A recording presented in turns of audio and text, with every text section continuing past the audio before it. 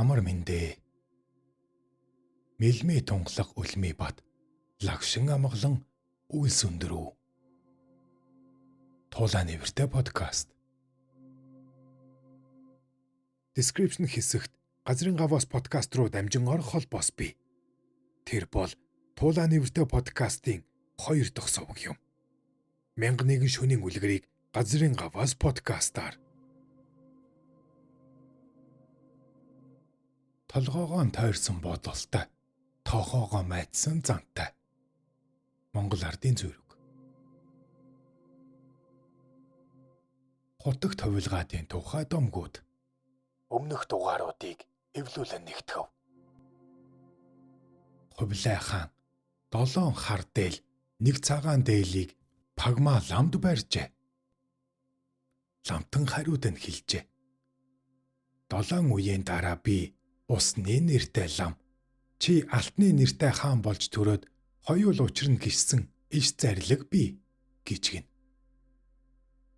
Ийм ерөөл буйн учир Төмдийн алтан хаан 1578 онд Содном жамцыг залж ном хүртээд түүнийг Далай лам гэж өргөмжилжээ. Тийхүү өргөмжилсэн хүндэтгэлийн ёслол дээр Орцын нутагт Сэцэн хунтайж 10 номын цагаан түүхийг тунхаглаж, бөөгийн мөргөлийн ноёрхлыг халж, Бурхны шашны инэрэнгүй ёсыг баталгаажуулжээ.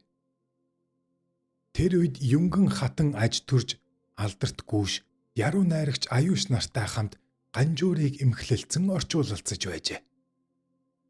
Аюуш гүүш түүнийг дарихийн хувилгаан чин сүсэг сэтгэлд гэж нэрлэв. Тэр үед эрдэм номоороо олны хайрыг булаасан цогтайжийн ээж чин тайхуу төрж байлаа. Түүнийг бурангуй ёсыг сайтар твцсэн хүн гэж аюуш гүүш нэрлэжээ. Гүүш бичиг үсэг сайн мэддэг их бичгийн хүн.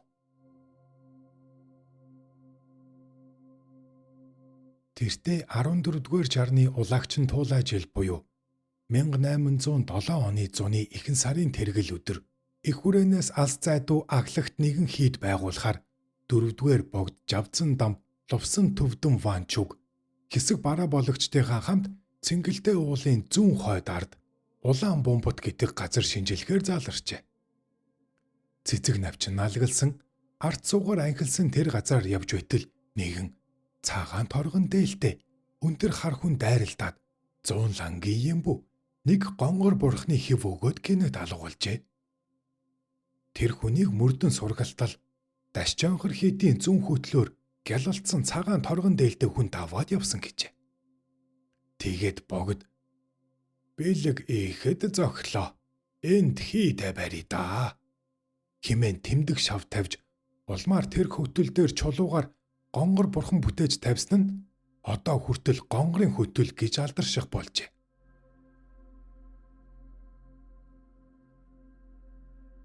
Өндөр гигэний тодорсон домог. 16 дугаар төрлийн нэр Жавзан дарнад. Төвөд газарт банчин эрдэн Лувсан чойж амцын үед хувилгаан гарч төвөд газарт дагдан пунцэглэн хийдийг байгуулж шашныг бадруулан амтныг жаргуулсаар байхад манай халахын Очирбат Түшээ хаан гомбторж хээр талд гөрөөлж явсаар усан зүйл хэмээх нуурын захад хүрсэнд нэгэн танихгүй лам хүн ганцаар ном уншин сууж байхыг үзээд тэсгэлгүй баярлаж сүсгэлсээр та аль газрын ямар нэртэй хүн бэ хэмээн асуусанд би хойд цангийн Жавзан дарнад хэмээгч лам билээ. Идүүгээ танаа халахын газар усыг тахиж суун. Дараагаар халахын газраа Очирбат Түшээд хаан гомбторч чиний хөвгүүн болж төрж шашныг мандуулан амтныг жаргуулна хэмээн хэлээд утсангүй даруй үзэгдэхгүй болжээ. Түүний хойно Мэн улсын цөнгийн 8 дугаар он хөхөгчин гахаа жилийн 9 сарын 25-нд Эртний Юан улсын Дайчуу хааны үр халахын Очирбат Түшээд хаан гомбторжийн гэрт нэгэн хөвгүүн болон мэндэлжээ. Тэр хөвгүүн мэдлэх үед огторгойд өнгө бүрийн солонго зэргээр татаж хархан өвөл цагт дөрвөн этгээдэд зүйл бүрийн цэцэг навч дэлгэрч гайхамшигтай шим хотолд газар гүйцэлдэв. Тэр хөвгүүн энгийн хүүхдээс тасархай өөр болоод ихэмсэг. Сэргэлэн цовоо бөгөөд 2 наснд хүрч шашин ертөнцийн элдв хэргийг нэвтэртэл мэдээд огт багшгүй байтал элдв номын утгыг өөрөө ухаж шүлэглэл зохиосоор үдсэн сонссон хүн нь үс хүсгэлэх нь нийцгүй болов. Түүний эцэг Очирбат Түшээт хаан гомдорж тэр хөвгүүний ил учрыг тодорхойлон банчин эрдэн лувсан чойж амцаас лавлсанд тэр хөвгүүн жавзан дарантын хувилгаан магад мөн химэн зааснаар тэр хөвгүүний гэрээс гаргаж баг сахил авахулсаар дөрвөн аймгийн сонссон ил монголчууд бүрнээ сүсэглэж дөрвөн этгээдээс мөрхөөр ирэхчтэн үнэхээр их мөрний урсгал мэт болжээ. Энэхүү 16 дугаар төрлийн жавзан дам гэгэнийг лувсан дамби жанцан химээ нэрэдэв. Дараагаар халахын газарт шарын шашныг бадруулж номын хүрээ байгуулж бүхий халахчууд цөм үннээр цутхан санаа дагаж түүний шашинд багтаж соёлд хандав. Бас жавзан дам гэгийн өөрийн эцэг Очирбат Түшээт хаан гомдорж махаа самид сэтсэн хан шолой засагт Цувадын нарт хэлжээ. Би санаваас зүүн зүгийн манж улсын их богд эзний эрдэм соёл туйлын гайхамшигтай бөгөөд үнэхээр хэтэрхий. Манай халахчууд чин үнээр илж зарж гайхамшигт богд эзний төмөн амгалан ирээд 9 цагаан зэргийн алба барьж боол болж явбаас халахын орноо бурхан шашин нэн хөгжиж хойч өдөр халахын олон монголчууд цөм уй уйлран богд эзний тэнгэр дэлхий мэт өндөр зузаан хишгийг хүртэж өн үрд амар жаргалыг олж амьдрваас зохистой. Химэн түншиж мэдээд тодорхойлон ухуулсанд Түшээт хаан гомдорж Сэцэн хаан нар бүгд машид баярлалдан санаа дагаж дээд эрдэмтэд 1628 он буюу 2 дугаар онд хамтдаа сайнаар нийлхийг гуйн бичиг айлтгажээ. 3 дугаар онд илж зарж Тимээ морь булга бүрэгдийн үд Оросын буу өргөн барьжээ. Түүнээс хойш зарилгаар халахын 3 хааныг жил бүр цагаан Тимээ нийжгээдэг цагаан морь 8 адыг бариулах тун химээснийг хүндэтгэн дагсаар ирэв. Хойно шичүү гийгүүлсэн Хуанди нийслэл хотын газраа тулгар төр тогтоосон цагт жавзан дам гэгийн халахын 3 хааны хамтаар жил дараалан илж зарж зүйл зүйлийн бурхан 9 цагааны алба барьж хичээнгүүлэн сүсэглэх ёсыг сагсаар ирсэн нь маш он удав. Хойно инх амгалангийн 27 дугаар онд галдан ирж халахчуудыг төвөөсөн цагт жавзан дам гэгийн бүх халахчуудыг төрүүлэн авч тулгар төр дагаж орж дундтыг өнгийж зассан Тэнгэрийн улсын төмөн овгийг хамтдагсан их богд эзний хишгийг хүртэж олон монголчуудыг найралдуулж гавьяа зүтгэл гаргасан учраас шийчүү өршөөлт онц багшлан болон хүндэлж умар зүгийн амьтны итгэл номын богд химэн шүлэглэл зохион шагнаж элдв дотоод гадаадын нарийн нууц зүйлсийг нэвтрүүлэн зарлиг буулгажээ. Шарын шашны төрүүлсэн илтгэл болгож басхүү Тэнгэрийн гэгэнэ бараалгахаар одох үед жавзан дам гэгэний суусан гэрт эзэн гэгэнээр ойр заларч дараа гайхамшигтай хишиг хүртэв. Хишгийн эдийг тоочвоос шар торгон шүхэр нэгийг нэг өнгийн илэрхий сүйх тэрэг нэг шар сүйх тэрэг нэг шар бүсийн хөт нэг шар асар нэг алтан очир хатсан хар үнгэн малгай нэг цэнхэр өнгийн торгон чирэг 2 сум арваа цаадагтай тогсын өдөр хийсэн малгай 2 совд хатсан 8 оргилд эрдний чулуу хатсан халиу захтай хар үнгэн жанч нэгийг булган жанч шар магнаг торгон дээлнийг шар луутай хөвөнтэй урт хөрөм 2-ыг шар луутай давхар урт хөрөм 3-ыг шар утсан бүс нэгийг цагаан шил шигтгсэн туухай 4 алтан шаглаатай их хавтаг 1 хос шар торгон гутал 1 хос шар магнаг оймс 1 хос шар торгон гутал 1 хос шар магнаг олбог түшлэг 1 хувь шар торгон олбог 1-ийг шар жолоотой хазаа ар худраг шар магнаг олонцог тохомтой бүрэн имэл 3% цагаан хаш хангагч 1 хаш аяг 1-ийг дуран 1 хулсан таяг зэрэг зүйлийн туйлын нүүртэй юм шагнажээ. Түүнийг идүгэ үе хүртэл үе үедээ хэрэгэлсээр буй. Инх амгалангийн 45 дугаар он 1706 онд хүрээний газраа номын их хурлын дугуйн баттхан байгуулж шарын шашныг мандуулснаас хойш дөрвөн зүгийн олон хүн мөн үүл мэт газраас зэргээр хуралдан ирж чэн үнэнчээр сүсэглэлдэн соёлд хандаж халахын олон хам вангуудаас эхлэн албад ардад хүртэл Жавзан дам гигэний баг цагт урдаас тосон мэдээд олон духуулан хэлсэн ёсоор их богд эзний өндөр цуцаан хишгийг хүртэж дунддыг өнгийж зассан Тэнгэрийн улсын бүр буйнд түшиж энх үед амар жаргалаар хүрсэнд цэнгэлэлдэн аж төрөв. Найрал төвийн тэргүүн он буюу 1723 онд Жичүүн төлөвт Хуанди, Уд Жичүү өршөөлт Хуанди Жавзан дам ламыг маш өршөөж дотнолон үзсэн нь туйлд хөрөв хэмээн тусгай хишиг зарлиг буулгаж шашныг мандуулах цол шагнаад басгүй жирэмсэн Жунван Юан О Жичүү Хуан Цэн нарыг гаргаж алтан тамга алтан навчид өргөмжлөлийг шагнан хүргүүлсэн юм.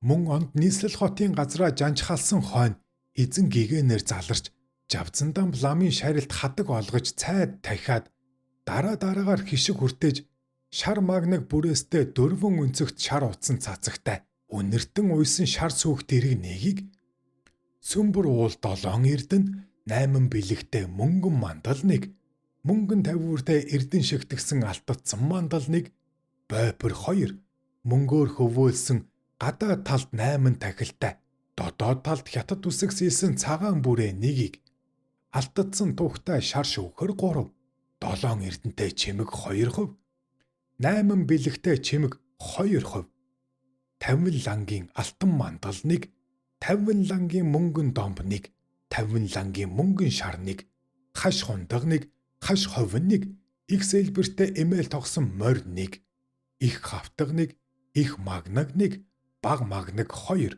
үүлэн хээтэй торог 3 интэй, өгдөн 2 интэй, бүтээлэг торог 4 интэй, эсэн торгомсог 4 интэй, яшил 3, панс 10, хадаг 500, шар улаан цагаан өнгийн ханш 18, навчин цай 100 жин, хүж 10 багцдаг шагнажээ. Дагалдангаар Жавзан дам ламын шашныг түгээмэл болгохын тулд тусгай хишиг зарлиг болгон мөнгийг нэг түмэн лангаар шагнажээ. YouTube дээр Туулаа нэвртэй подкаст. Мөн онд хишиг хүртээж Жавзан дам ламын номон их хүрээний ном унших лам шавыг захирах хамт номон захирах эрдэн Шанзодов нарт тус сургах зарлиг тамга нэжгээдийг шагнажээ.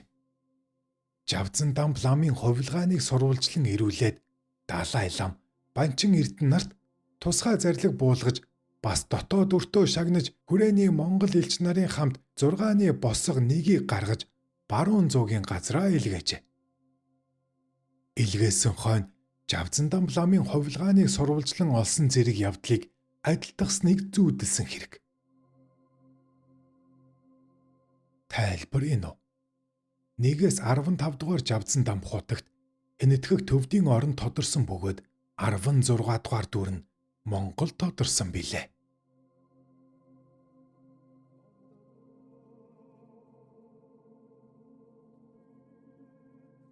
Та YouTube дээр Туулаа нэвртэй подкастыг үзэж ба сонслоо. Бичлэг таалагдсан бол сэтгэгдлээ үлдээж subscribe төвчөө дараарай. Далай лам Цаньян жамц ариун булангаас оргон зугцснаас хойш 16 жил болжээ. Бадарчлан тэнсээр яваад алшаад нууцаар амьдарч байлаа. Манжин хааны туршуул жирэмсэн гэргийг нь хөнөв. Ой гашуу уйдхар гонигт нэрвэгдэв. Нэгэн түнэр харанхуй шүн Луя ноён хянараа дагуулan гэрт нь гинэт орж ирээд хэн болохыг чинь бид мэдж байна. Энэ тухай хаантан дайлтгаж учрыг чинь олно доо гэж омогдов. Цанийн жамц хэртгийн цочиж хаан Хаан та хоёр миний биеийг аваач чадлаач гэсэн сүнсийг минь аваач чадахгүй гэжээ. Тэр үед өндөр гигэн зан базар хэдийгээр Манжин хааны сүрдүүлэг шахалт мөрдөлтийн доор байсан ч гэсэн дээрх явдлын тухай зориг гаргаж нууц илж цанин жамцад илгээв. Цанин жамц түүний захиа үгийг сонсон илгээсэн бичгийг нь үзв. Өндөр гигэн тун үтэлж мунснаа дурдаад миний амьд байхад морлон эрхийг хүснэ. Би өөрийн ширээ, шашин, төр бүгдийг таны моторт өргөөд халах долоон хушууны ноёд ихэс бүгдэд захиа үг үйлдэх хийгээд халахын итгэл, аврал, өмг түшиг садан доршин суухыг хүснэ. Жич энэ тухай Монгол хүн илгээхэн зохистой байсан боловч бидний монголчуудын олонх нь ичгүүр өчнөө итгэхэд бэрх тул энэтхэгийн азрыг энэ мэт илгээв гэж бичсэн байна. Цанин жамт сэтгэл уярч хоёр нүдэрээ нулимс сэлмрүүлэн байж намжлаад би залуу зандан цагаасаа эцгийн орон болон ширээ, шашин, төр бүгдийг өсгөд хол тавьж ганцаар тэнэн төөрсөн даяанч учир бусдын ширээ хийгээд шашин төрийн их хэцүү хэргийг даах маш бэрх гэж азарт энэтхэгээр хэлжээ. Энэ үед цагийн амьсгал хэцүү байсан учраас Монгол юм уу төвдөр хэлэхэ болгоомжилсан байжээ. Тэгээд өндөр гигантны лагшин номын агаар Чингисний дараагаар буюу 1724 оны 100 халахын Сэцэн хаан өөрийн биеэр очиж цанин жамцыг залж их хүрээндээ авчирчээ. Цанин жамц өндөр гиганы дурсгал зориулж мянган тахил шарлын өргөл тэргүүтнийг үйлдсэн түүхтэй юм билээ. Тулааны вэртэй. Луу гүний хушуунд модтой устай, булагтай хаттай, чулуутай, жимстэй, овоотой, үзэсгэлэнгээрээ нэрд гарсан чингэлтэй уул бий. Тэр ууланд тангад Монгол зэргийн 5 хил мэддэг манхтай гэдэг өвгөн ан хийж амьдардаг байжээ. Нэг өдөр үзэсгэлэн цайхан чингэлтэй уулын баруун талд асар майхан ярааж амтэн хүн өвмэд байхаар нь явж очтол үл таних хүмүүс уугур төвд номын үсгээр зарим нь юм бичиж зарим нь газрын зураг зурж байжээ. Тэгэхлээр нь манхай өвгөн төвд хэлээр амар амгалан айлтгий. Айл орны хэн гихч ус хаа гэж хүрэх гэж умарлаа яванда гэжээ. Бид жагар төвдийн орноос архалахын нутагт богдын хүрээ байгуулахаар газар үзэж яваа улс билээ. Та энэ нутгийн хүн үү? Ямар азтай тохиолдол вэ? Уулын нэрийг юу гэдгийг бол гэж гайхан байлаа. Би энэ нутгийн хөө Чингэлтэй уул гэдгийг. Тэгвэл Чингэлтэй уулын өвөрт байгаа хоёр нуурын нэрийг юу гэдгийг бэ? Гэхэд архалахын нутаг учир өвгөн зориудаар архалахын нуур гэдгийм гэжээ. Уулын нэрийг ч мэдлээ, нуурынхаа нэрийг ч мэдлээ.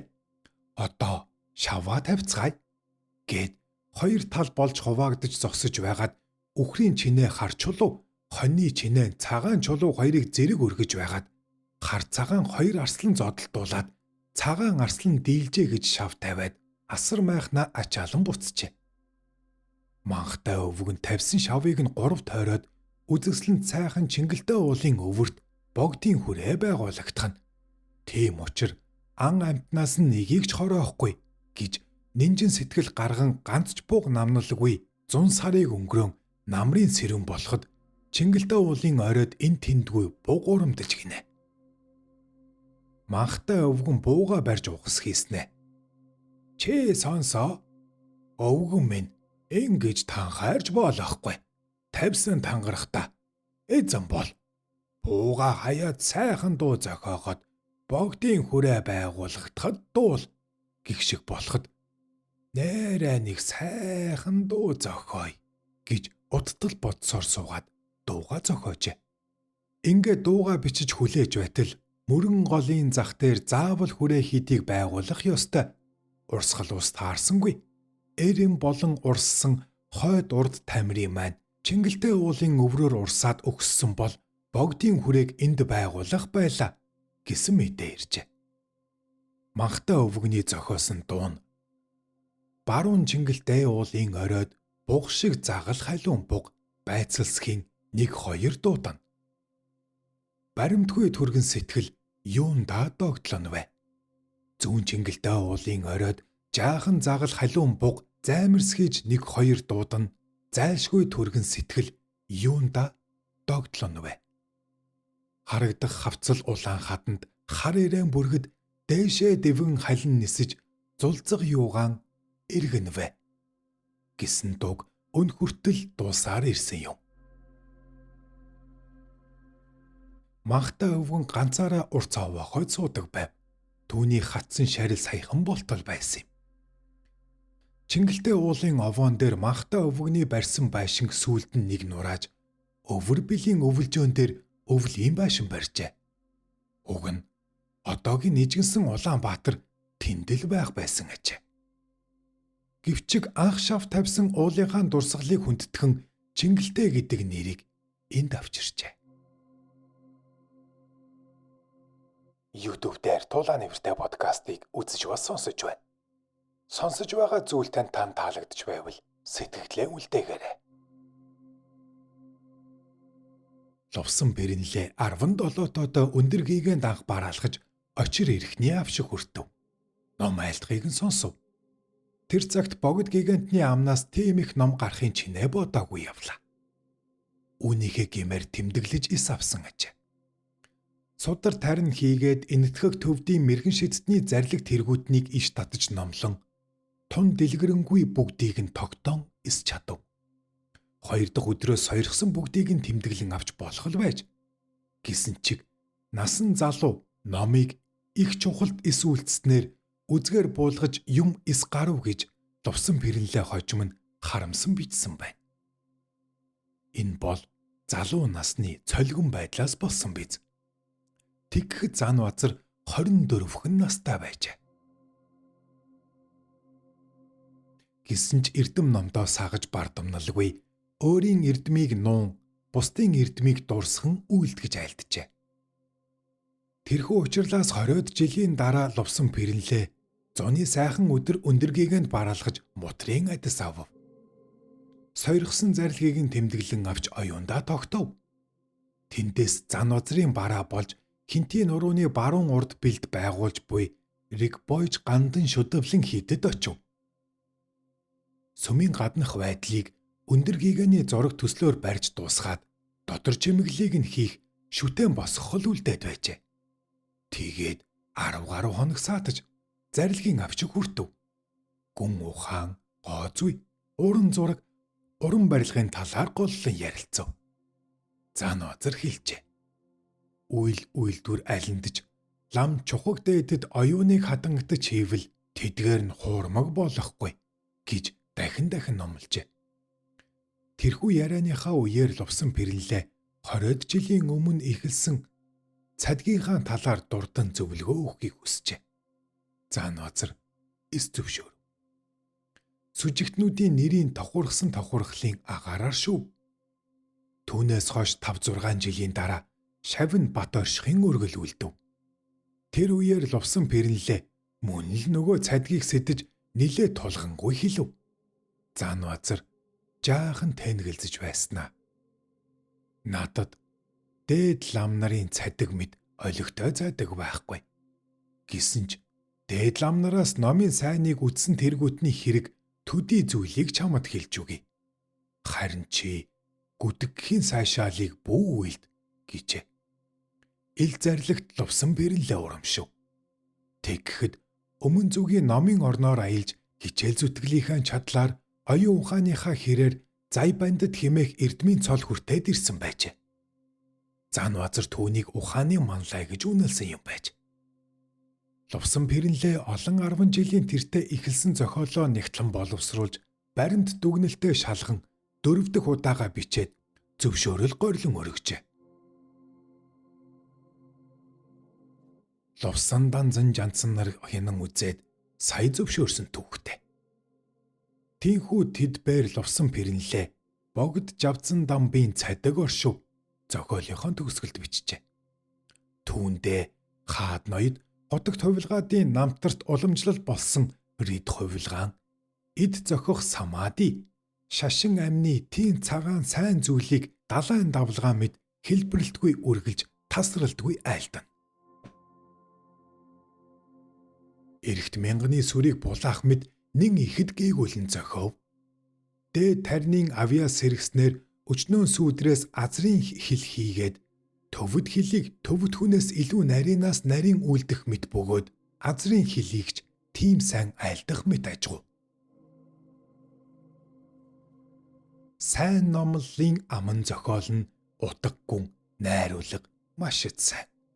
Тэгсэн хэрн гигантэн дээд лам нарын сайн номлол олон байсаар атал би ном зохиож юм хэрэг гэж дахин хэлэн гэжээ. Хотогт хувилгаадын домгийг Туулайны вэртэй подкаст.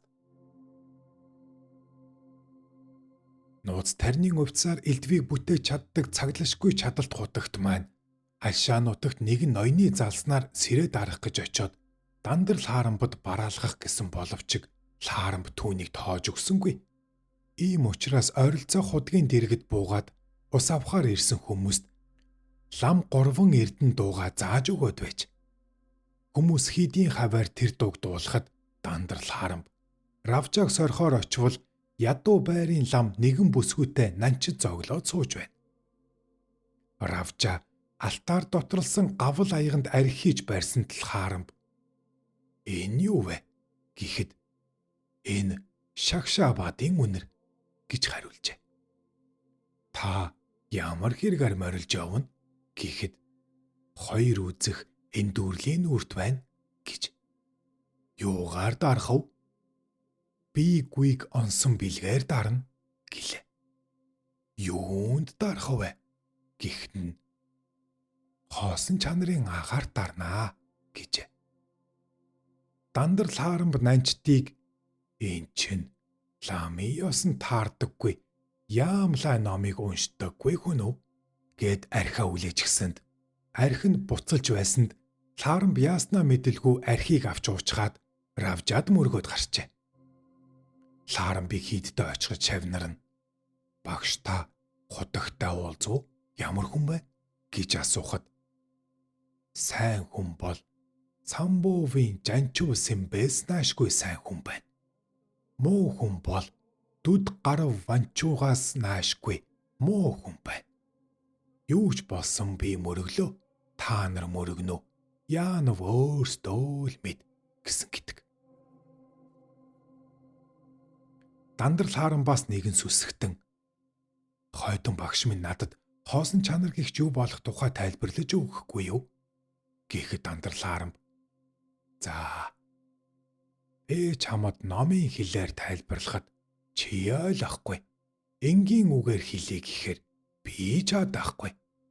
Тэгэхэр хэрв юмыг байна гэж үзвэл гэд сүмийн гонхны цоорхоогоор туссан гэрлийн нарийн тусгалд нөгөө хүний ганцны толгойг үлгөөд нэг иймэрхүү харин байхгүй гэж үзвэл гэд сүмийн багнан дундуур гараа чөлөөтэй гаргаж оруулаад нэг иймэрхүү байдгийм да гэсэн гэдэг.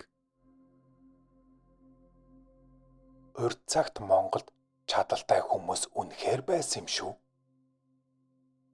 Альваг одоогоороо бүү төсөөл.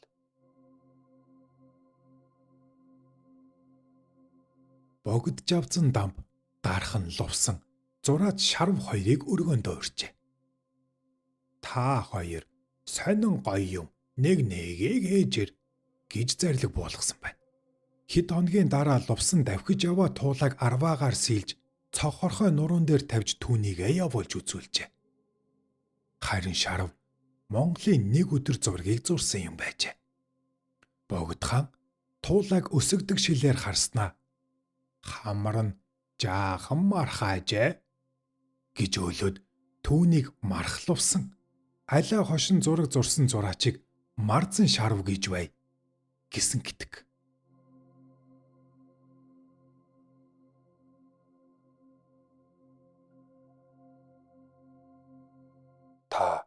YouTube дээр туулаа нэвртэй подкастыг үзэж ба сонслоо. Бичлэг таалагдсан бол сэтгэлдээ үлдээж subscribe төвчөө дараарай. Subscribe төвчөө дарснаар та дараагийн бичлэг ороход цаг алдалгүй үзэх юм. Мөн ингэснээрээ туулаа нэвртэйгээ дэмжиж буй юм. Мөн ингэснээрээ туулаа нэвртээ баярлах юм. Өвөр Монголын нэгэн хошуунд ноён хутагтын сүм нэртэй нэгэн сүм байдаг гин. Энэ сүм их сонин домогтой ажээ. Өвөр Монголын нэгэн хошууны ноён нь Ар Монголын алдарт ноён хутагтыг өөрийн нутаг хошуундаа залрахыг удаадаран урин залснаар равжа тэнд очжээ. Ноён хутагтад тусгай өргөө барьж, идэ зог, өргөл барьц зэрэгцэн хошууны олон бүгдээр ноён хутагтаас адис авахар өргөөнд нь цоврон бараалхаж байх үеэр хошууны ноён нь яр шарханд байруулж хүн харахад ч халширмаар болсон нэгэн бүсгүйг дагуулan авчирч "Миний энэ дүү бүсгүй ийм нэгэн өвчнөд баригдаад олоон жил зовж байна. Янз бүрийн эмч домчид үзүүлж эмтаан залаад гүрэм дором хийлгсэн ч эдгэж ис чадлаа. Ямар ч гэсэн хутагт танд бараалхуулж эдгэрүүлж ис болох ч гэсэн нүгэл барцдыг нь нэмэглүүлээ гэж авчирлаа" гэд адис авахуулахаар өмнө нь сүхрүүлэхэд хат уйдэнд цогтсон байсан ноён хутагт мах идэж сууснаа. "Энэ чинь яачгсан муухай амтэмб" гэж хэлээд барьж байсан том хутгаа далайн толгойг нь тас цавчаад хайчгаж гинэ. Үүнийг харсан хошуу ноён гэрээс ухаан зулггүй зайлан одож шавнаранж айн балмагджээ. Сандарч мэгдсэн шавнар нь өргөөний гадаа хүлээж суусан сүсгтэн олонд хандаж "Ноён хутагт лагшин чилж нойрсон учир маргааш болтол адис тавихгүй боллоо" гэж арга цаан тараагаад багшигаа хизээн сэргэж босхыг хүлээн айн түгшиж сууцгаасаар шөн дундыг өнгөрөөжээ. Ноён хутагтыг үүрээр сэргэхэд шавнар бараа бологсдод босон явдлыг айлтгсанд тэгээд толгой цээж хоёр нь бүр салжчихсан юм уу гэж асуугаад "Та нар бошуухан жонхуу буцалгааднаа" гэсэн гин. Шавнар нь хэлснээр нь гүйцэтгсэнд "Та нар битгий мөрөө наачгаарай. Би шалгая шүү" гэд харж зааж байж наалгаад толгойг алгацсанд салаад унчихжээ. Тэгэхдээ ноён хутагт шавнараа зэмлэж "Та нар тэгш нааж чадаагүй байна" гэд дахин наалгаж 3 дахь удаагийн алгадалтад толгой салж уналгүй тогтжээ. Тэгээд толгой цээжийг нь нааж залгасан нөгөө бүсгүйг юмар бүтээлхэн хатавчанд хөвтэйгээр нь тавьж орхив. Өөрөө дахин арх зоглож аваад унтаад өгчээ. Айж сандарсан шавнар дахин яахаа мэдэхгүй сууцгаасаар хичнээн хугацаа өнгөрснийг мэдсэнгүй. Гэтэл байна. Хатавчин тавьчихсан нөгөө бүсгүй хөдөлж байсанд гайхаж баярлсан шавнар нь нойрссон багшаа дуудаж хэлсэнд "Тэгвэл босгоод хөөгөөд явуулахгүй юу? Яах гэж хүн унтуулахгүй дуудаад байгаа юм" гэж уц арлаж байсан гэдэг. Ингэж олныг зочирдуулсан шидийг үзүүлж өвчнөд баригдсан тэр бүсгүйг эдгэрүүлсэнд хошуу ноён машид биширж өөрийнхөө хөрөнгөөр ноён хутагтад зориулсан тэр сүмийг байгуулсан ажээ. Туулаа нэвртэ. Ноён хутагтын нэгэн шавхүү өглөө галыг нь түлхээр өргөөнд бараалгахад хутагт төрүүлгээ харан хэвтэж урд гансаар тамхи татаж байснаа. "Чи тамхи татдаггүй" гэж зандрангуй асуусанд шавн "Татдаг" гэж үннээ өчжээ. "Чи тэгвэл над шиг ингэж татаж байгаарай" гэхдээ яаж тат гэсэн үгийн болдоо гэж бодоод анзааран хартал тамхины утаа хөлийнх нь улаар суунаглан гарч байжээ. Хүү үүнийг хараад амхандаа нууж явдаг байсан гутлынхаа төрөвдөх мод толгой гаргаад гал руу хийж багшийнхаа өмнө гэмээ хүлээж дахин тамхи татахгүй гэж ам өчгөө өгчээ. Түүнээс хойш хизээж тамхи татаагүй юм гэж өвгөн болсон хойноо тэр шавн бусдад ярьсан нь ам дамжин домог болжээ. Хотогт ховлгаадын тухай домгууд. Тэнгэр химээх лам ном үзэж лаарамп болоод их хүрээ рүү заларч явахдаа говь мэргэн вангийн хошуугаар дайрчээ. говийн догшин ноён хутагт гэж нэг их алдартай хүн яригадаад байдгийм. Очиж уулзъя гэж бодоод Равжа хутагтынд хурж очив. Тэр үед ноён хутагт хоймортой хүлчүү унтаж байж. Лхарамбыг орж очиход ноён хутагт өндийж ирээд лүүтэй архинасаа шангаар хутгаж залглаад нэг том хул аяганд арх дүүргээд ламтанд барьжээ. Лүүтэй арх. Лүү. Цуудас төвөнг сүлжиж цаас давхарлан хийсэн сав. Хурган лүү. Арх хийх бяцхан сав. Ер нь ноён хутагт арх тамхи их хэрэгэлдэг. Хэрэглэхдээ унд цай мэт аягаар нь залгилж хамрын тамхиг чимэх халбгаар биш атгаар нь хамраа дасорж амны тамхигч зай чөлөөгөө татаж хүн хүнээс итгээд их хэрэгэлдэг. Тэгээд бусдад хандаж та нар хэрэгэлвэл над шиг аль хэрэгэлж бай гэж хэлдэг байсан гэдэг. Лхарамб ноён хутагтыг архинаас барихад дургуйцэж би лам ховраг хүн гэж татгалцсанд ноён хутагт би ч бас ховраг хүнд арх шахаж өгөөд байдаг хүн биш. Харин энэ удаа би танд үнийг өгмөр байна гэд тулгахад Лхарамб архийг аваад арх гэдэг аршаа юм. Би бол тэнгэр юм. Тэнгэр аршаан уухад гэмгүй гэж тэр үеийн номын хэл буюу төвдөр өгүүлээд архаа шившин ууж аяга буцаан өгөхөд ноён хутагт арх гэдэг ус юм. Би бол элжиг юм. Элжиг ус уухад гэмгүй гэд архаа шившээд хүнтэрч орхив. Лхарамб тэр доороо бэлэгт ноён хутагтын өмнө өвдөг сүгдэм мөргөж шав орсон гэдэг. YouTube дээр Тулааны Вэртэй подкаст. Тулааны Вэртэй подкастаа дэмжиж сэтгэлдээ үлдээж лайк товчоод гараарай. Манччин улсын бүрэнд засагчийн үед юм гин.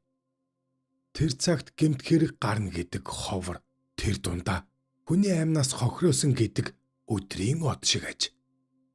Хэрв тэм юм дуулцсан бол бурхан сахиулдаа зул өргөж маань уншиж цээрлэн жигшдэг байжээ. Нэгэн өдөр богдын шанзав яамнаас өндөр нанцтыг яаралтай дуудуулжээ. Яаманд айж сандран бараалгасанд нанзад та богдынхон зарилгаар их хүрээний эргэн тойронд 20 модны дотор дөрвөн уулын тэргүүн үл хэрэгдэх газрыг олж ирээд богдод айлтга. Та нарт зүг завхист явах морь унааг сангаас олгоно гэж. Шанзав яамнаас лам хар олон хүн талбүр тийшээ мордож тийм газар олохоор явцгаасан гин. Тэр сонин эрэлт нанзад хүрээний баруун зүг рүү хэсэг хүмүүстэй явсан боловч тийм газар олдохгүй 10-аад хонож байтал нэг өдөр зүүн зүгтээ. Манжийн хүрээний баруун хойно, манай хүрээний зүүн хойно, маахуур толгооноос зүүн тийш маш нууц нэгэн газар оллоо гэж эрэлт гарсан нэг хүн баяр хөөртөө давхиж иржээ. Тэгээд тэр газрыг нягтлан үзэхэр их хүрээний даа зурхааж мөр пэл гихч хэсэг албаны хүмүүс очиж үзсэн гин. Тэр газар нь зүүн хойшоо харсан урт нарийнхан ам байгаад тэнд очисон зурхаач лам хэсэг газар оронгийн иврээр тойруулан зураад алсыг харж хөвтөж босож үзээд за энд болно. Дөрвөн уулын тэргүүн харагдахгүй байна. Та нар хөвтөд үз. Гэхдээ явсан хүмүүс хөвтөж үзэхэд дөрвөн уулын орой харагдахгүй байсан юм гин үлээ. Тэгээд ирлийнхэн ирж шанзав яам болон богдод ийм газар оллоо хэмээн айлтгсанд за болно тэнд гэж мутраа тэр зүгт өгчээ. Яах учир зорилгоо ёор мэдсэнгүй байтал нэг өдөр мөн л нөгөө өндөр нанцтыг дуудав. Сандран очивол за та хэд хоногийн дараа гэмт нэгэн хүнийг яллан шийтгэх нэгэн үйл хэрэгт оролц гэж. Тэр үед залуу зандан тийм юмыг урд хожид үзэх нь битгий хэл дуулаачгүй болохоор айх чиг, сандрах чиг, сонин чиг санагджээ. Хэд хоногийн дараа шар хаданд хүний хэрэг таслах юм гэсэн яриа их хүрээнийхний дунд тарж бас олон иргэд биеэр үзэж болно гэсэн зар түгжээ. Нөгөө аимшиг зарыг дуулсан өдий төдий хүмүүс шар хадны ойролцоо уулын хяр дээгүүр бөөгнөрөлдөн зогсоод зарим нь дурамдж байсан гин. Гэтэл тэр газарт нэгэн бисрэг асар барьсны дотор шанзав яамны отго жинстэй олон түшмэл зэрэгцэн сууж тэр дунд хар хөрөмтэй отго жинстэй нэг хятад түшмэл сууж байх юм. Тэр асрын хой талд барьсан цулгуй майхнаас гар хөлдөө гавтай цонхгор цагаан царайтай нэгэн хүний нүүр рүү харагдах цагаан малгай өмссөн цагаан хувцастай хоёр хятадын нэг нь хөтлөөд нэг нь араас нь дагаж ирээд асар цуусан улсын өмнө сүгдүүллээ. Тэр даруй хятад түшмэл их эзэн хааны зарилгын бичгийг хятад хэлээр уншаад төгсгөхтө нь тэнд байсан нэгэн урдах дөрвөн хөлтөө ширээгээ өшөглөн дээш харуулв. Тэр үед нөгөө хэрэгтэн хүнийг тусгай модон шонд тэлж зассан том авдын шингод борхны өмнө өвдөх сүгдүүлэн ёслуулах үед хэрэгтний өмнө нэгэн хятад сэлмээ билүүдэж байж. Энэ үед араас нь нөгөө хятад хэрэгтний толгойг тас цавчхыг харж олноор зүрх шимшрэв гин. Ийхүү шар хаданд тэр мэт олон хүнийг хороодог байсан учраас шар хадны дээгүүр шар солонго татаад байна хөө. Шар уурга шимүүлсэн ижигээ бодохоор дэн дун гэдэг энэ гонигт нэгэн дуу анх гарсан юм гин үлээ. Хэрэгтэн хүнийг цаазлахын өмнө хагархаа ямпи шаазанд хоол идүүлдэг байснаас болж ямпи шаазангаар хүнд хоол өгдөггүй. Ганц авахаар хоол иддэггүй. Ширээний хөл дээш нь харуулдаггүй. Гартаа төмөр буговж зүүдэггүй. Цулгуй цагаан майханд орохыг цээрэлдэг ёс тэр үеэс гарсан юм гин гэдгсэн. Манжин хааны үед хүн амны хэрэгтэн хүнийг ховдын амбны газар улаагаар олон хоног сараар хүргэж очих завсраа хэрэгтнийг осолдох, алдах, хэрэг төвөг нэмж гаргах зэрэг явдал гарч байсан учраас богдын шанзав яамнаас энд байдлыг харгалзан их хүрээний ойр дөрвөн уулын тэргүүн үл харагдах газар ол гэсэн зарилгийг дагаж шар хадыг олсон юм гинэ.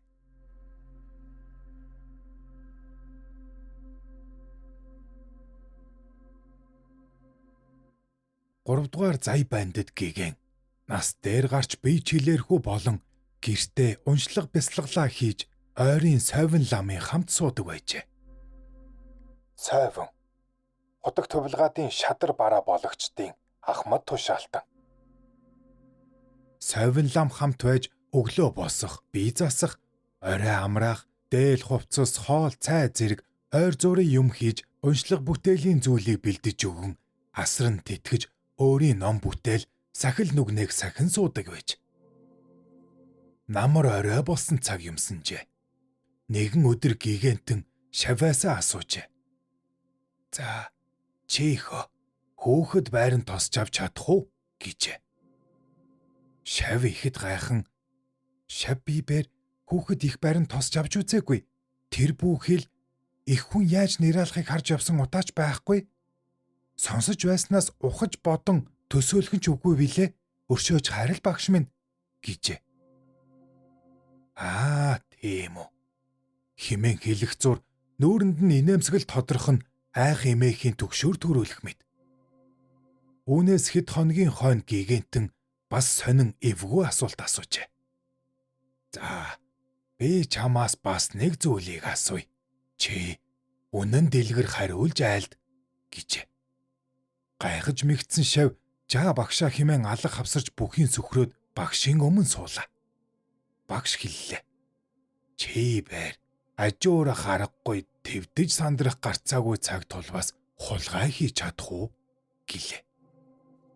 Гайхаж твдсэн шав багш минь гэлэг ба ёсны шажны номд ихэд сүжгийг алдахгүй хичээж нэгэн сэтгэлээр гигэн багш таныг хоосон чанар бод сэтгэлийн ариун орон химэн бишрэн шүтэж тахиж суудаг болоо. Би бэр тэм хилэнцэд үлийг хийхгүй химэн айлтгачаа. Гэлэг ба шарын шашны буйны ёс баримтлагч буйны номыг сахихын тулд багшийн өмнө авсан 3 дугаар амлалт буюу сахил. Багш хариу эс өгүүлэн хэсэг аниргүй болох үест шав багшөө дөнгийн харваас гигэн дөлгөө мишэх байдлыг үзүүлэн нүдэн айнан бясалгах мэт суун. Үүнээс хэд хоногийн хойно багшийн бие чилээрхэн дамжирч хэвтрээс уншлаг ном бяцлаглаа хийдэг болж үг яриач зөөрч хаа нэг шинэ хуучдын хідэн болж буйг асуухаас өөр ам нээдэггүй байж. Сэрүүн орон салхи сэржигнэн хүйтэн бороо шиврэн орхон уйдгар төрүүлхийн дээр ачид багшийн лагшин доройтох нь бүр хэцүүхэн санагдж байжээ. Оройдоо уншдаг уншлаг ном ядан бурхны бяцлаглаа дүүргээд багшийн биеийг ажин хэвтэх зур гигэн багш нь асууж байна гин. За би чамаас бас нэг зүйлийг асууя. Чи хон төгөөр чадах уу гэж. Гайхсан шав багшийн биед орцсон болохоор ухаан санаа нь орж гарч байна уу да хэмээн сэтгээд. За багш минь яалаа гэж мухаг шав би чинь амтны амт таслах хүлээ. 5 наснаас таныгаа даган яваа намайг таач тийм үйл хийж чадахгүй гэдгийг мэдэх буй за. Өшөө багш минь өшөөгөөрэй гэлээ. Үүнээс удсанчгүй багш нирван дүрийг үзүүлэн тэнгэр боллоо. Сойвон лам өөрийн шав 10 гаруй насны хүүгийн хамт нэгэн айлд гүрэм шавдан хийгээд буцаж явах үед орой харуу бүрий болон хүйтэн бороо цас хольж шамраглан шуурч шавхүү битгий хил өөрөө ч осгож өгмээр дааран айл бараатан хоноод өглөө хүрээндээ очихоос өөр аргагүй болжээ. Явн явсаар нэг айлын бараа харагдан хурж буугаад очивол зүүн талын том герт хүн амтан алга. Баруун талын жижиг герт орвоос харанхуй герт эмэгтэй хүний ёолон гингэнэх дуу бүдэг бадаг сонсогдов. Гэрэл гарган дэм барваас нэг хүүхэн амарч явах гээд өвдөж байна гин. Танай ахын хаач ав хүүхээ химэн асууваас хүүхэн манай айлын улс эзгүй аршаанд явсан би энэ айлын хон хариулдаг хүн юм. Юу юугүй нираалах гээд өвдөөд байж байла. Ашгүй та ирлээ. Ламтан минь тус болооч гэжээ. Сойвон лам бодож за бүл муутай эм хүнийг амарж их гээд өвдөж байхад тус болохгүй хаяад явчих нь хаашаа ч юм. Тэгээд ч хүйтэн бороо шамрах шуурж явах аргагүй байна гэж бодоод шав хүүдээ хандаж гал түлж усгаалаа гэлээ. Энэ шав их барихгүй энэ лавтай. Би тосож таарах нь гэд хүүхнийг их барьж амаржуулжээ. Ламтан шав хүүдээ хандаад за чи бороонд хотлуулсан хонноос нэгийг бариад ир гэлээ. Шав хүү багш минь би хулгай хийж чадахгүй гэд төрөлгөө хараад твдчихэж. Яах ч аргагүй тулсан твдсэн цаг болохоор сойвон лам өөрөө гарч хоттой хонноос нэгийг барьж чирсээр гэрт оруулж ирээд надаас өөр төгөөр хүн алга шив. Энэ шавхүү лавж чадахгүй гэд өөрөө төхөөрч хүүхэнд шүл хийж уулгаад. За би энэ айлын хоныг төлж өгнө. Чи санаа бүүзав бие бодоорой гэлээ. Тэндээ хоноод ламтан өглөө шаваа дагуулад хүрээрөө буцлаа. Энэ явдлаас хойш 3 жил өнгөрлөө. Заяын хүрээ Эрдэнэ заяа бандитын хой дүрийг тодруулах нүр их ажил болж сойвон лам гигантны хой дүр тодруулах үйлсийг толгойлон хэсэг лам нарын хамт 3 настай хүүхэдтэй айл бүрээр орж багшийнхаа хой дүрийг залах гэж явжээ. Ийн явсаар өнөө өөрөө их барин боож авсан хүү их хоёр дээр очиж шинжилвээс нөгөө тосч авсан хүү өөрийнх нь багш зай бандитын дүр мөн болох нь олон зүйлээр батлагдсан зай гигэний хой дүр тодорсон болоо. Тулаа нэвэртэй. Эрт өрдийн цагт юм гин. Нэгэн хувилгаан айлын 3 настай хүүгийн сүнсийг авахар яваа чөтгөртэй тааралджээ. Учрыг мэдсэн хувилгаан өнөөх айл руу чөтгөртэй хамт явахар шийдэж газар хороох зураа нилээдүү зүйлийг ярилцаж явтал чөтгөр хувилгаанаас асуужээ. Чи юунаас айдаг вэ? Гэхэд хувилгаан хэсэг дуугүй явснаа. Би аах та цай тарган хоньны махнаас л айдаг да. Харин чи юунаас айдаг вэ? Хэмээн чөтгөрөөс асуухад би алтан харганаас үнхэлцгээ хагартал айдаг гэжээ. Ийхүү ярилцсан явсаар өнөөх айлын гадаа ирэхэд чөтгөр хэлжээ. Хувилгаана чамаагийн айлд суугаад хүүхэд нь найтаж юуны магад тэгвэл чөтгөр өршөө гэд хэлчихээрэй гэлээ. С жиг авсан хувилгаан дотроо бодлоо. Хэлж ярьж буй зүйлдээ анхаарахгүй бол болохгүй нь бололтой гэж бодоод өнөөх айл руу чөтгөрийг дагуулan орлоо. Хувилгаан чөтгөр хоёр өнөөх айлд хоол цай эргүүлэн суугцуур гэрийн хойморт аавынхаа өвөр дээр суусан хүүгийн царайнд барааж ирснэ. Наатаж өрхөв. Хувилгаан хурдан гих чинь бурхан өршөөг гихт нь хажууд нь суусан чөтгөр баг зэрэг уцаарлангуй төрөх гарган суутал хүү дахин нэг наатайчхав. Яг энэ үед хувилгаан амандаа цай балгачихсан суусан тул чөтгөрт боломж олдож чөтгөр өршөөг химэн хэлж орхив. Үүнтэй зэрэгцэн аавынхаа өвөр дээр суусан хүүч ухаан алдаж унан сүнсэн чөтгөрийн мэдэлд очихын тэр. Чөтгөрч өнөөх айлаас угасхийн гарахад хувилгаанч түүнийг даган гараад сүнсийг нь авч чадв уу гэхэд чөтгөр авах нь чавла. Харин чи түрүүн яагаад бурхан өршөөгээ хэлжгөв? Түүнээс чинь болж баахан бурхан хүүг тойрч суучгаад сүнсийг нь өгөхгүй нээлээд зовоолоо. Гэхэд хувилгаан чимээгүй сонсож зогссноо.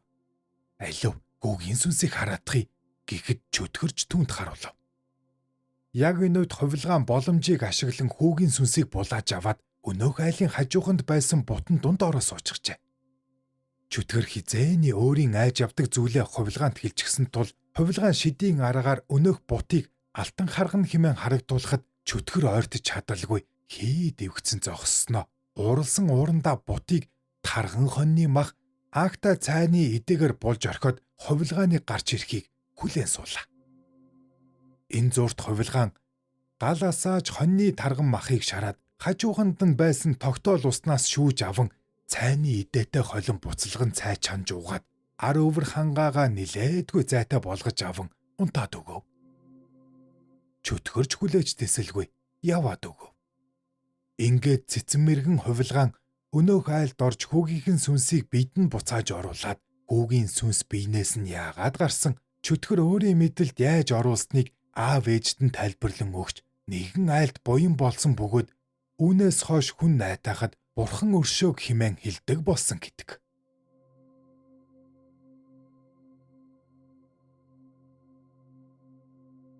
YouTube дээр Тулааны үртэй подкастыг үзэж бас сонслоо. Домог таалагдсан бол сэтгэлдээ үлдээгээрэй. Мөн тайлбар хэсэгт газрын гаваас подкаст руу дамжин орох холбоос бий. Шин суугийг мань дэмжиж subscribe тавьчаад арахтал хангалттай. Танд таны гэр бүлд эрүүл их аз жаргал хамгийн сайн сайхан бүхнийг хүсье.